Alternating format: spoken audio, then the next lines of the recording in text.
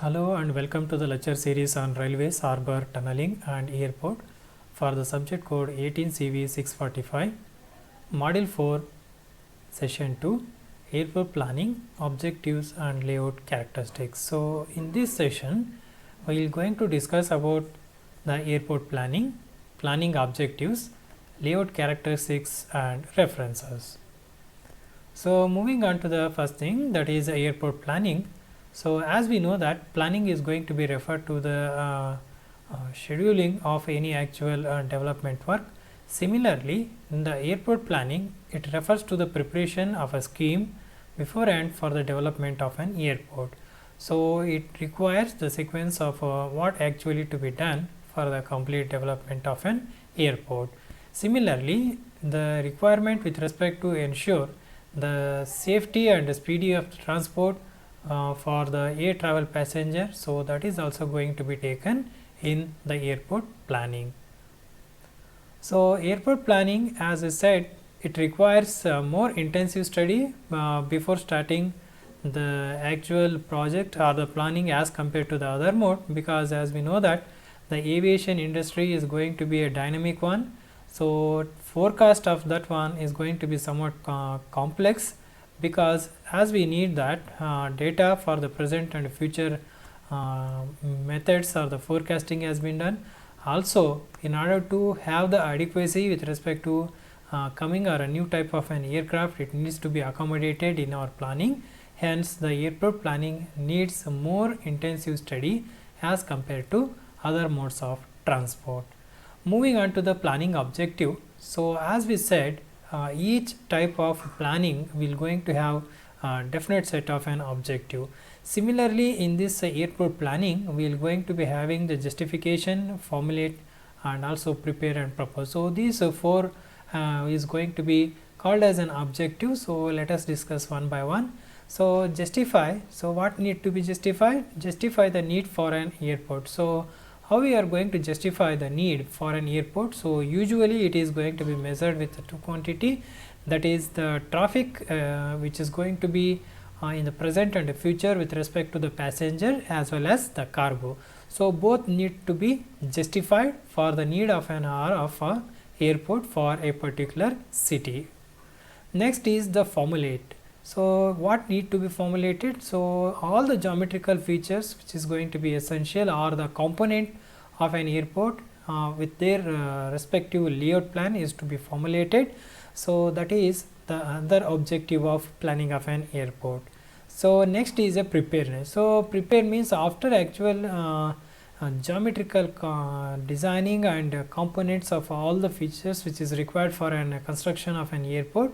So, we need to prepare the cost estimation for each of the individual component and the budgeting for the total planning. So, that is the prepare. What need to be proposed? So, for institutional arrangement, that is for finance and administration. So, we need to propose what could be the mechanism we are going to be adopting for the construction of the airport. So, these four steps are going to be called as an planning objective. So, apart from this one, so we may going to be having some other objective for the planning of an airport has been concerned. So, first one, updating of aircraft activity and forecast for the airport.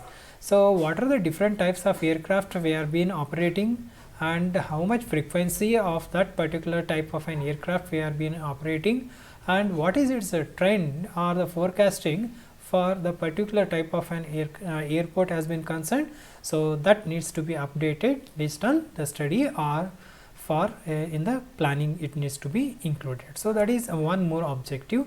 Next is refining the sizes and layout. So, we need to resynthesize the sizes of commercial service and general aviation area. So, how we are going to be resize it, replan it, and all the layout component are going to be accommodated with lesser space and leaving more open area for the future development.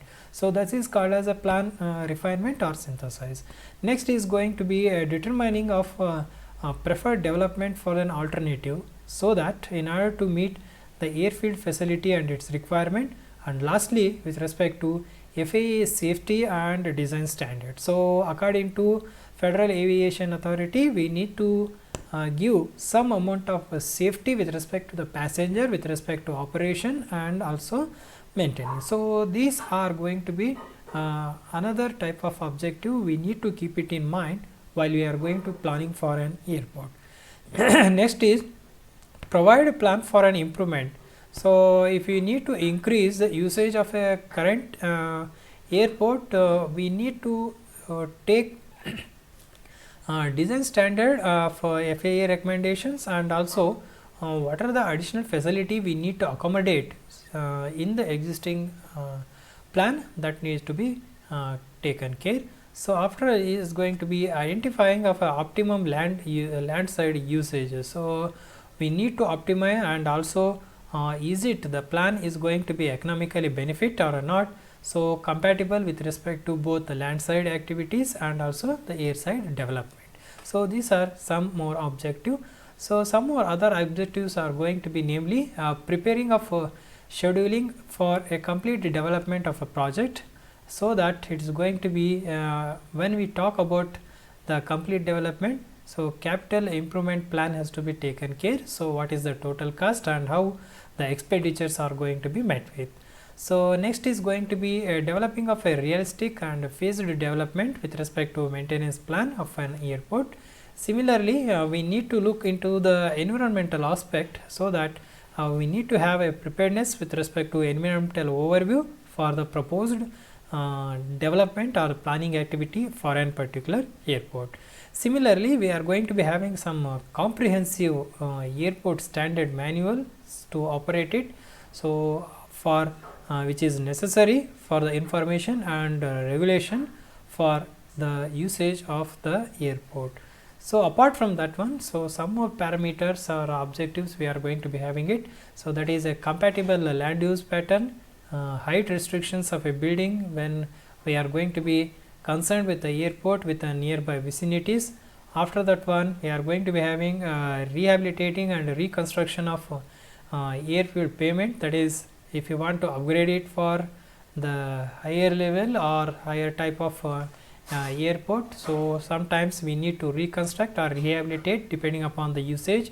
Similarly, high quality and aesthetic facility, so that is keeping in mind with respect to the tourism development and identifying the plan area for the future hangars and aviation related business. So these hangars we are going to discuss in the next session. So for time being, we are going to say how many hangars are going to be required for sheltering, and also type of an airport or aviation business that is going to be taken in the particular type of an airport has been concerned. So we are studied what exactly the planning or airport planning and what are going to be the element or the objectives we are going to be keep it in mind. So moving on to the next thing is going to be called as an components for airport planning. So what are the component each of the airport when we are going to be concerned while doing the planning? First is going to be the assessment of a traffic potential. So always when we look at any type of a transport facility, we need to have a question, what is going to be the traffic? So what is the potential? So this potential maybe we are going to be called as a present one. So what is the present potential? And if you say a potential, so what could be the future in design block period? So we need to assess it, its potential. So next is going to be the site selection. So site is going to be selected, so that when we are going to be having a development plan, so is it for domestic type, or whether we are going to be having provide a facility for an upgradation towards the international type. So is it our airport is going to be for a domestic usage, or if you have a futuristic demand or the potentiality with respect to the traffic, so site has to be so selected by keeping the futuristic plans also. Next is going to be design and drawing of all the component of an airport. So there will be a different airport component, namely runway, taxiway, etc., terminal building and facilities. So all their respective drawings and design has to be included in the systematic in the planning of an airport. Similarly, after planning and designing, what could be the cost of the project, that is going to be catered by using the cost estimation. So, we need to do the estimation for each of the element and total budgeting for the project. So, that is going to be the cost estimation. Similarly, so after getting the total budgeting, so we may be going to be having some 1000 crores or 2000 crores for an airport. So, we need to say whether the capital investment is going to be viable with respect to the economically and environmentally. So, that feasibility is going to be studied and it needs to be evaluated. It means, so whatever the project cost we are going to be set, is it viable or not with respect to both economy and environment, it needs to be analyzed in the airport planning. So, after that one, so we, if the project is viable, then what is going to be the financial resources, so which is going to be fed for the completion of a complete airport. So, that financial mechanism we need to study. So, it may be with respect to the taxes, so it may be direct taxes or the policies with respect to indirect float of a money with respect to indirect taxation. So, or otherwise we can say we can have a triple P mode or a loan. So, all these components of financial aspects are going to be taken with respect to financial resources. Next is going to be institutional arrangement. So, who is going to be the competent authority to arrange all these facility with respect to the complete development of an airport. Hence, the planning is always going to be a sequential. It starts from survey, collection of data, then designing, cost estimation, analyzing with respect to the viability of an economy and environmental factors, and institutional arrangement. So, this is going to be a complete planning for the airport has been concerned. So, almost it is going to be similar to other type of an infrastructure project. So, moving on to the next concept, that is called a good airfield layout characteristics. So, where we talk about the airfield or airport, so each of the layout component we are going to be having, as I said, we are going to be having runway, taxiway, hangar or apron or terminal building, etc. and etc. So, it should possess some of the characteristics. So, when we can say it is going to be a good airport. So, what are those characteristics? So, we will going to study one by one. So, as we know that all the airside activity is going to be a more predominant operation, say it may be landing, takeoff or a taxiing. So, it should be independent with respect to its individual operation. So, that is the first good characteristic. So, it should not hamper the landing and takeoff or the taxiing. So, all three are going to be independent with respect to its operation. So, next point is going to be the shortest of the taxiway, or the taxiway what we are going to be providing, it should be shortest path. Similarly, safe runway length. So, whatever the type of a aircraft and terrain we have been operating, that runway length is going to be safer for the operation purpose. Next is going to be with respect to safety of a operation has been concerned. So, control tower should have a excellent visibility. So, that is the positioning and height with respect to terrain and type of aircraft we have been operating. Similarly, safe approaches for all the type of modes of transport has been concerned.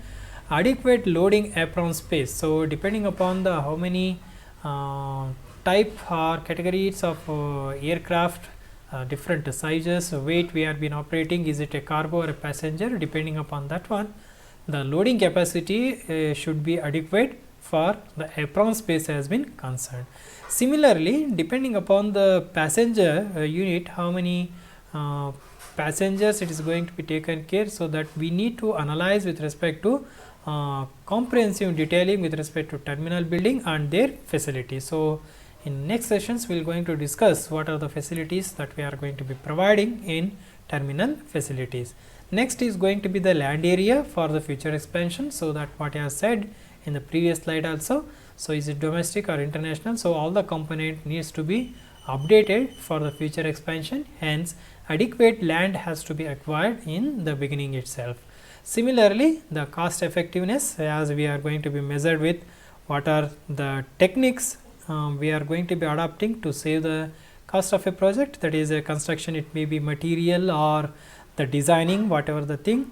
Next is the least maintenance with respect to component, and how we are going to be operate for the safety with less amount of budgeting or maintenance. So, that is the good airfield should have all these characteristics.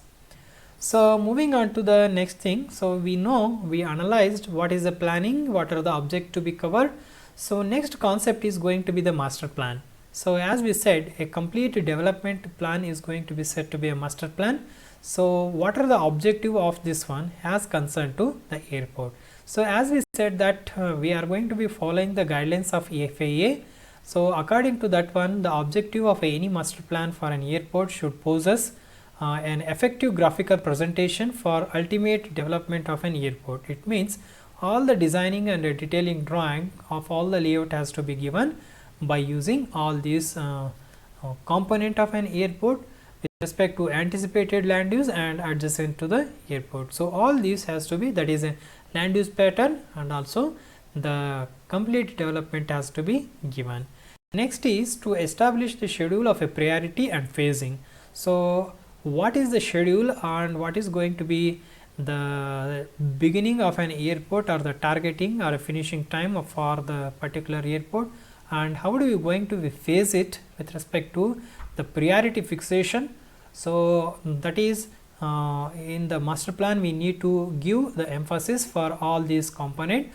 Similarly, we need to have some improvisation. Suppose if we need to propose for the improvement plan for a particular airport, that also going to be taken with respect to master plan has been concerned.